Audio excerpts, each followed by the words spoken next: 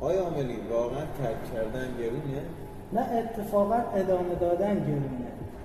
هم جوانیت میره، هم از جیبت داره میره.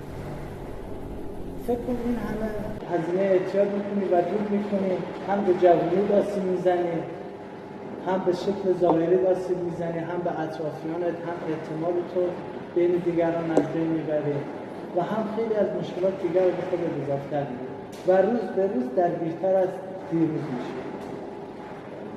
حالا اومدن با یه راهکار گیاهی، کاملا گیاهی، زیر نخبگان طب سنتی، بدون درد خماری، بدون وابستگی، خیلی محرمانه، راحت احتیاط تو بذاری کنار.